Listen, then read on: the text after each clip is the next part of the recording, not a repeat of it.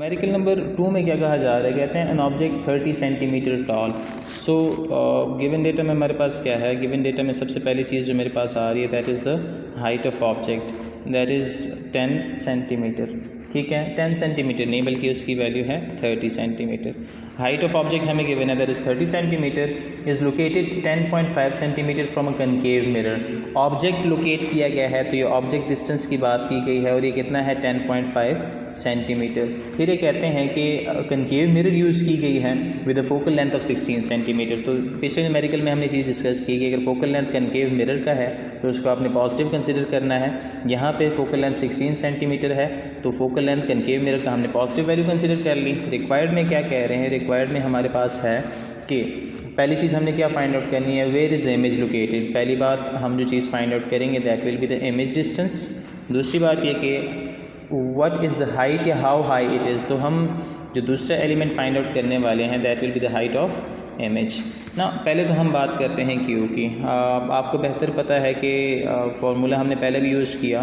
Formula क्या है, जो मिरर फार्मूला हम यूज़ करते चले आ रहे हैं, 1/f is equal to 1/p plus 1/q। या मुझे 1/q की वैल्यू आइसोलेट करना होगा that will be 1/q is equal to 1/f minus 1/p। Directly LCM लें तो ये बन जाता है f p माइनस f। मुझे 1/q की वैल्यू नहीं चाहिए, मुझे q की वैल्यू फाइंड आउट करनी है। So it is q। Reciprocate करें इसको, यहाँ पे डिनोमिनेटर और न्यूमरेटर की जगह चेंज कर लेते हैं और वहाँ पे भी करनी पड़ेगी बिकॉज इक्वेशन है जो यहाँ पे आप कर रहे हैं उसको दूसरी साइड पे भी करना पड़ेगा। डिनोमिनेटर की वैल्यू न्यूमरेटर में, so that is F P divided by P minus F. ये हो गया ना। अगर आप इसमें वैल्यूज़ पुट कर देते हैं तो कैसे रहेगा, दैट विल बी एफ़ की वैल्यू क्या थी हमारे पास 16 मल्टीप्लाई बाय पी की वैल्यू थी 10.5। नेक्स्ट स्टेप हमारे पास है p की वैल्यू अगेन 10.5 माइनस 16। तो जो 16 की बात आप कह रहे हैं इसको 10 से मल्टीप्लाई करें, 16 मल्टीप्लाई बाय 10.5 और जैसे हमने वैल्यूज़ रिप्लेस की यहाँ पे। अच्छा, इसको इससे मल्टीप्लाई करें तो इसकी वैल्यू आती है 168 और डिवाइडेड बाय, अगर आप इनका डिफरेंस फाइंड आउट करें तो इट बिकम्स माइनस 5.5 और इसको अगर आप डिवाइड करते हैं तो इसकी वैल्यू क्या निकलती है 168 डिवाइडेड बाय 5.5 विच बिकम्स 30.54। इसकी वैल्यू हमारे पास क्या आती है 30.54, लेकिन कैसी, नेगेटिव। और अगर नेगेटिव की वैल्यू आ रही है दैट मीन्स कि जो हमारे पास इमेज बना है वो क्या होगा, वो वर्चुअल होगा, या एक तरह से हम कहते हैं कि बिहाइंड द मिरर एक इमेज होता है। और रही बात हाइट ऑफ इमेज और हाइट ऑफ ऑब्जेक्ट की, सो जो एक नया फार्मूला है जो कि हम एग्जाम्पल में कहीं ना कहीं यूज़ करते चले आ रहे हैं और अगर नहीं भी किया तो इसको यहाँ पे हम डिस्कस कर लेते हैं।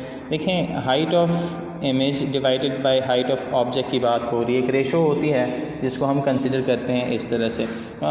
मुश्किल नहीं है परसीव करने में। यहाँ पे आपने हाइट ऑफ इमेज और हाइट ऑफ ऑब्जेक्ट की बात की, तो अगर डिनोमिनेटर में इमेज की बात आ रही है तो आप क्या करो, इमेज डिस्टेंस को किस चीज़ से हम रिप्रेजेंट करते हैं, वो क्यू से करते हैं, और ऑब्जेक्ट डिस्टेंस क्या होता है वो पी से होता है। ये रेशो कैसे कंसिडर की जाती है, मतलब height of image divide by height of object की रेशो जो होती है वो डिपेंडेंट होती है कि आपने जो इमेज है और ऑब्जेक्ट है वो कहाँ का, मतलब ऑब्जेक्ट कहाँ पे रखा हुआ है और इमेज कहाँ पे बन रहा है उसका। सो ये रेशो जो है वो एक तरह से इंटरडिपेंडेंट इक्वेशन है। और हमें जो चीज़ रिक्वायर्ड है उस पर बात करते हैं ना। हमें इमेज डिस्टेंस फाइंड आउट करना, sorry height of image find out करना है। तो हाइट ऑफ इमेज को यहीं पे रहने दें, ऑब्जेक्ट डिस्टेंस दोनों साइड से मल्टीप्लाई हो जाएगा। So this will be Q divided by P multiply by height of object. Now Q की वैल्यू मेरे पास क्या है, क्यू की वैल्यू मेरे पास अभी थोड़ी देर पहले हमने कैलकुलेट की थी, दैट इज़ 30.54, लेकिन वहाँ पे नेगेटिव है। नेगेटिव जस्ट उसकी एक नेचर को रिप्रेजेंट कर रहा है कि एक वर्चुअल नेचर है, उसकी वर्चुअलिटी उसमें आई हुई है। हम यहाँ पे अगर हाइट ऑफ इमेज की वैल्यू नेगेटिव कंसिडर कर लेते हैं, ये दोनों वैल्यूज़ पॉजिटिव हैं, ये नेगेटिव हो जाएगी, तो इन तमाम की रेशोज़ मैं निकालता हूँ एक मैथमेटिकल मैनिपुलेशन करने के बाद जो मेरे पास आंसर आएगा, ऑब्वियसली वो आंसर जो होगा वो नेगेटिव होगा और हाइट कभी नेगेटिव नहीं होती।